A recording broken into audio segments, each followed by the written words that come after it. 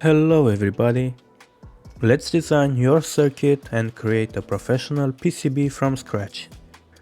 To start your project in Proteus, click on File, New Project, or directly on New Project. We will select the path where we want to save the project. I will create a new folder and name it Schematic. We also have to give the project a name. I will name it Schematic as well because why not? Note that it will be helpful to name your projects with relevant names. We need a schematic, let it default, also a layout for the PCB, we let it default for this video's purpose. Here are the PCB specifications mentioned, like how many layers, the materials and layer thickness. This information is just for visualizing the board in Proteus, but when ordering the PCB at the manufacturer, it will be produced with the selected specification when placing the order.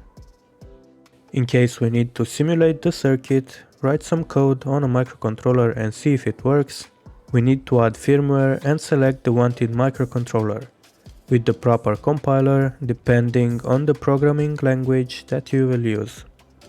Right now we don't need it, so we select no firmware project. We will only create a schematic and layout without simulation. Two windows have opened, the PCB layout and the schematic capture windows. Let's start with placing some components in the schematic. To search for a component or part, simply left click on the P button, meaning pick component. A new window is opened where we can search specific components based on the name of the component, category and so on. I will search for a resistor and a lot of results have appeared. Left clicking on one of the components will show us the symbol that will be used in the schematic and the footprint that will be placed on the PCB. You will see that not every component has a designed footprint for the layout, but we will discuss about that and how to solve it later in the video. I will search randomly for a resistor. What is important is that we select the components with the proper footprint, so the physical components that we have will fit on the PCB. If we have a specific footprint, we can write it also, add the keywords, and if the package is available, you will have the results with that package. Let's select a random resistor and click the OK button. In order to place it on the schematic, click once to show the symbol and once more to place it where you want it. To place another resistor, we left click once more. To rotate the components, you can press the plus or minus keys from the keyboard. Now we can connect the two resistors by simply left clicking on one of the terminals. To place the ground for the circuit, click on the Terminals Mode button and select the ground. Click on Schematic where you want to place it in order for the symbol to appear and once more to place it in the circuit. You can also place the power symbol in the circuit in the same manner. We can edit the properties by right clicking on the component and left click on Edit Properties. We give the value for the power source or a name, for example VDD. Let's change the resistor's value by double clicking on it.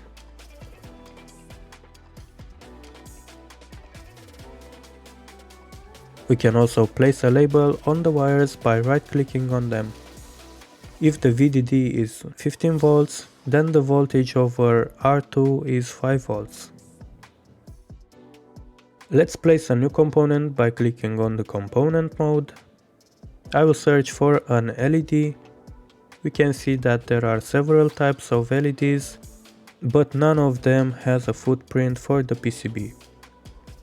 Let's choose an LED and I will show you how to assign the footprint. We can either connect the LED cathode to the existing ground or add a new one, it doesn't make a difference.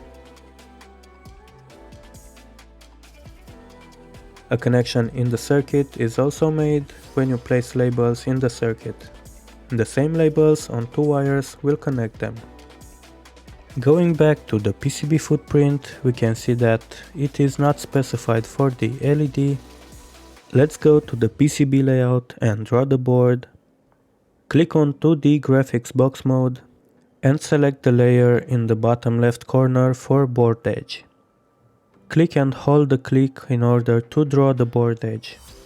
In case we don't know how big is the size of the PCB we just drawn, we can edit the properties in order to make the PCB the exact dimensions that are needed and set the coordinates.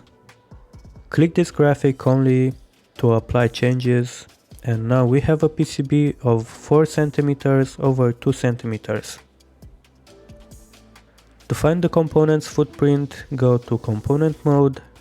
Here we can see also that the LED has no footprint.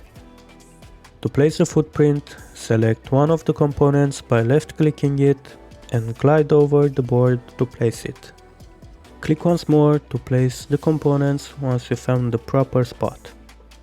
To rotate the component, press the plus or the minus keys. For a more precise and accurate placement, you can use a smaller grid.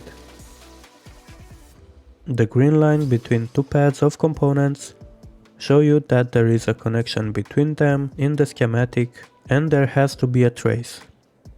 So place the component smart so you make your connection as easy as possible. Now let's assign a footprint to the LED so we can also place it on the board. Right click on the symbol and click on Packaging tool. Click on Add and search for a suitable package. Considering that there are LEDs with 1206 package, we can search for the according footprint, select it and click OK. Now we have to assign the pins for the component. The anode will be assigned to pin 1 and the cathode to pin 2. Then you can click Assign Package and you can update the device directly on the design. If we check the layout, we can see that now the LED has a footprint and we can place it on the board.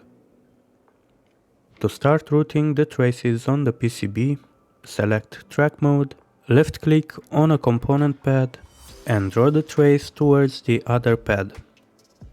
Do this for all shown connections. You can see that the pads that have to be connected are highlighted. Left clicking on the board will create a break in the trace so you can make a turn. The board and components can be seen in a more detailed way with the 3D visualizer. Here we can see how our board will look like with the components on it. There is also the possibility to hide the components and see only the footprints, but it looks better with components on it. Let's add an additional component so we have a more populated PCB. I will randomly pick one component, an IC preferably. Yes, I will pick the true hole one to view it in the 3D viewer. Seems to be an SPI bus memory. I don't have a specific circuit in mind, so I will build something random that might not be technically correct or relevant. It's just for showing how to get the components and create a schematic, place them in the layout and see them in the 3D visualizer. You also have the possibility to write something on the board. For this, select the 2D graphics text mode. I will write something about electronics and we can see that the initial text size does not fit on the board. This is not an issue as we can edit the text properties by double clicking on it. Here we can change the font, the style, but most importantly the height and the width of the text. Now the text should appear also on the board on the 3D visualizer, but it seems like it doesn't. The reason for this is that the layer in which we wrote the text is for board edge, and we need to change the layer to top silk. Now we can see that the text also appears on the board. I'll make random connections in the schematic for this integrated circuit. As mentioned, the purpose of this video is not to show you how to make a correct schematic, but rather where you can find the components, how you can draw the wires, edit components, and so on, in order to be able to create a schematic yourself. Let's also route this component. I will use in this case the auto router tool that Proteus has, which will automatically draw the traces. For now, we'll let the default settings and click begin routing. Let's also add a connector in case you need one to power your device through.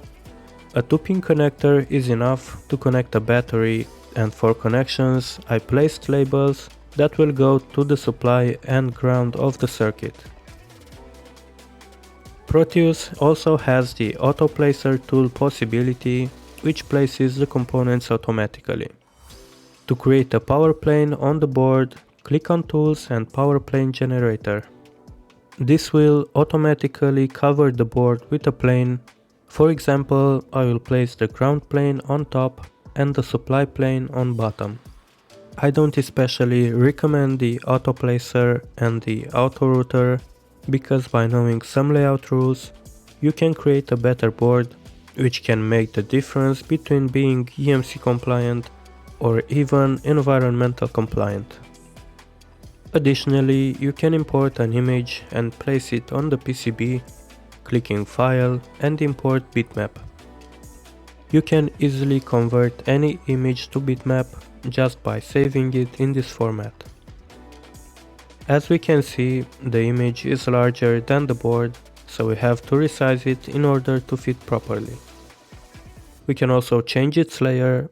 In order to place the image on the bottom of the board, we select Bottom Silk.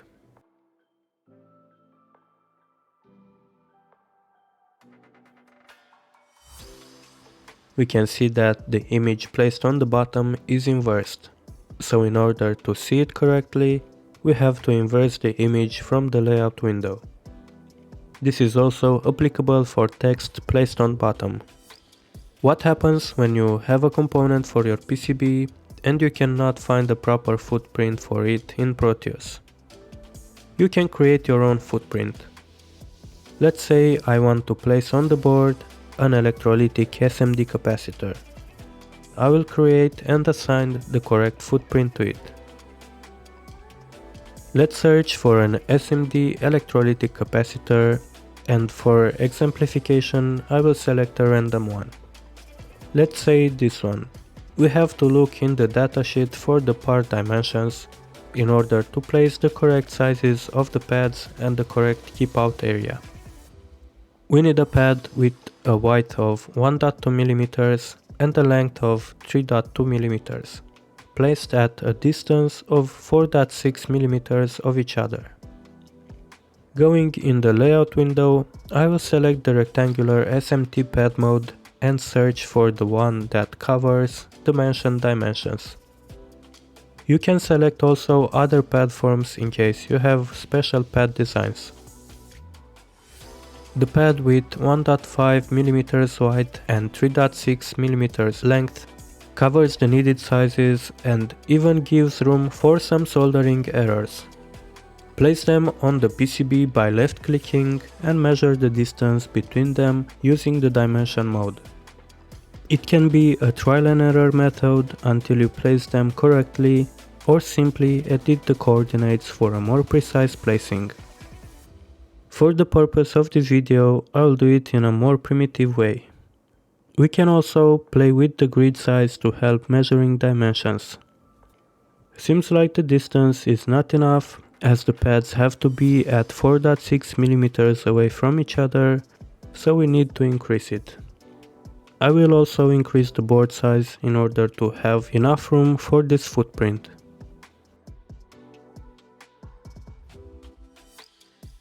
The distance is now 4.59 mm, which is pretty close to 4.6, and I think you got the idea, so I will not waste additional time for 0.01 mm, but you should do if you create a footprint, because it is critical to have the correct sized one.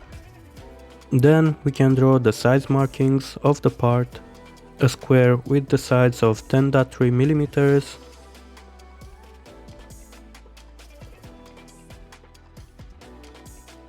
and also the signs for the plus pin to know how to place the component.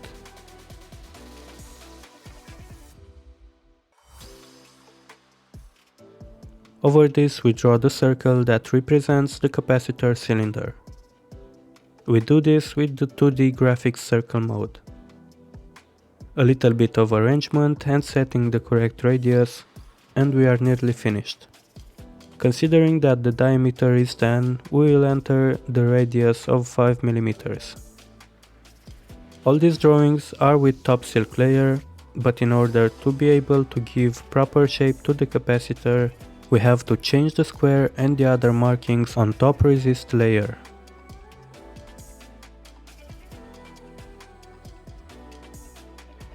Now we select all the elements with selection mode, right click and select Make Package. Give a name to the new package, select the category and the package type, and you can also add a description. Now we edit the mechanical model for the 3D visualizer. As you can see right now, the component does not meet the proper height, so we modify it at the height of the component. We also have to modify the pin size, and we can also modify the color. If we did not change the square into top resist layer like we did before, then the capacitor would have been a cuboid and you would have to change the type. Click OK, and now we have the footprint and the 3D model. We just need to assign it to the capacitor like we did to the LED. Go to the selected category or search the name in the keywords. We will make it as default package. The pins are already assigned. Click Assign the package and update the design. Now if we go in component mode, we will see that the capacitor has the footprint that we created.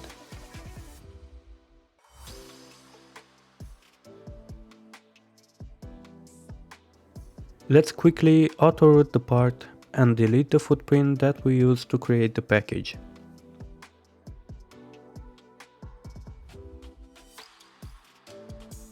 What happens when we have design errors in layout?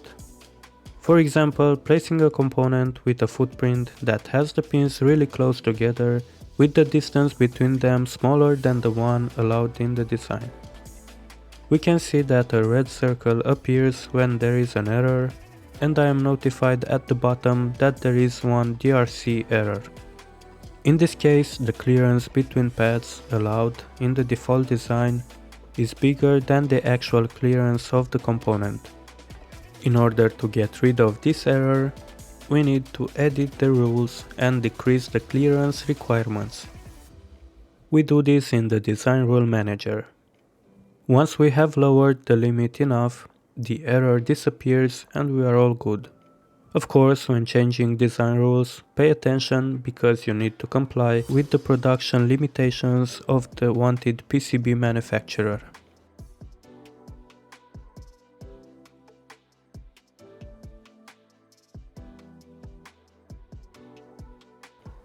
If you want to place components on the bottom of the board, change the layer of the component from component side to solder side.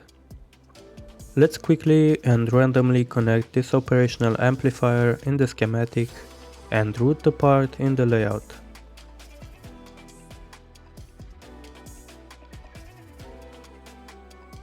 Now the board is complete.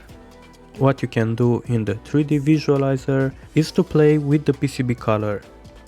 You can set the color of the PCB and materials on it any color you like.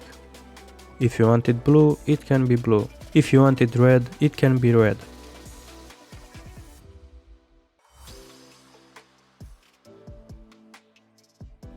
To materialize the PCB that you created, you have to export the Gerbers and send them to a PCB manufacturer. To do this, click on Output and generate Gerbers. it's best to run another verification to check for errors. Now we can select where to export the Gerbers. We can make them all in an archive and automatically open the folder and the zip file. Click OK, and now that we have the Gerbers archive, we search for a PCB manufacturer to load the Gerbers. For example, PCBWay. Click on Quick Order PCB and add the Gerber zip file. We can see that the size of the PCB was detected automatically, and now we choose the specification we want for our PCB. You can choose how many PCBs you want, the PCB material, PCB thickness, PCB color, and so on. Note that some of the PCB specification might increase the PCB price.